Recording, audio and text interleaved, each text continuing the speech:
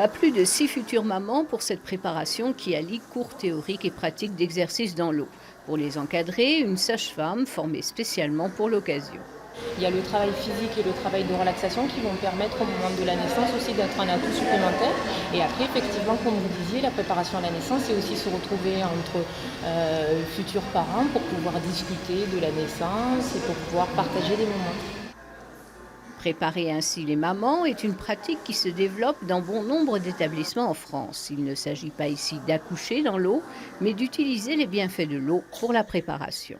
Les femmes enceintes ont une relation tout à fait privilégiée avec l'eau, puisque l'eau assure un bien-être, bien sûr, en soulageant les lourdeurs de jambes, le poids du corps qui est devenu lourd en fin de grossesse. Donc, par le fait d'être dans l'eau, effectivement, on se sent beaucoup plus léger.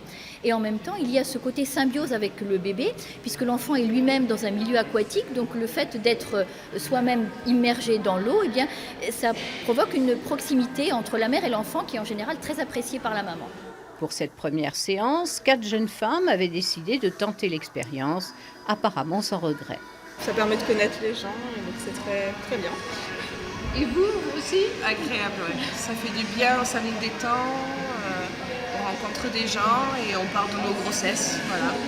On se prépare tranquillement à la naissance. Dans un premier temps, des cours seront organisés 2 fois par semaine. Ils s'inscrivent dans le processus normal de prise en charge par la sécurité sociale et sont donc gratuits.